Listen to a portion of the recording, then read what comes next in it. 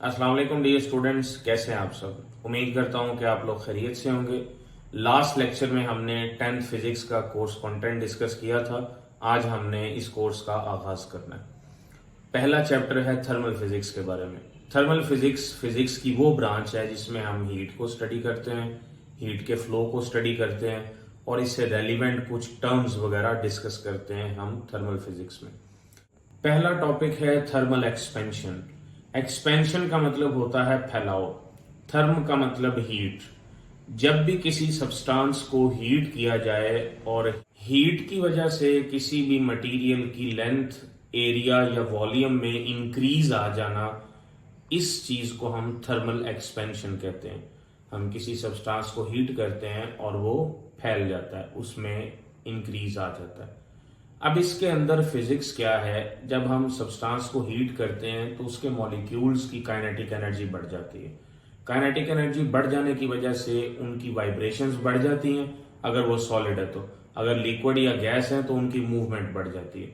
अब मूवमेंट बढ़ने की वजह से पार्टिकल एक दूसरे से दूर दूर जाना शुरू कर देते हैं, जिसकी वजह से हमें एक्सपेंशन नजर आती है। तो जितना ज्यादा टेम्परेचर का इंक्रीज उतनी ज्यादा थर्मल एक्सपेंशन। ये था थर्मल एक्सपेंशन। नेक्स्ट हम देखते हैं थर्मल कॉन्ट्रैक्शन। नेक्स्ट है थर्मल कॉन्ट्रैक्शन। कॉन्ट्रैक्शन का मतलब सिकुड़ना, थर्म का मतलब हीट या टेम्परेचर। अगर हम किसी बॉडी को कूल करें यानी उसका टेम्परेचर कम करें तो बॉडी की लेंथ, एरिया या वॉल्यूम ये डिक्रीज हो जाता है। इस चीज को थर्मल कॉन्ट्रैक्शन कहा जाता है।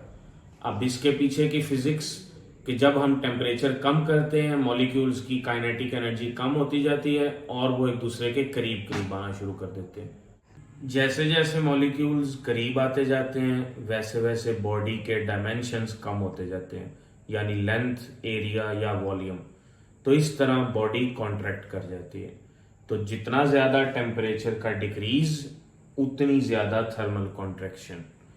तो ये था हमारा पहला टॉपिक जिसमें हमने थर्मल एक्सपेंशन और थर्मल कॉन्ट्रैक्शन को देखा।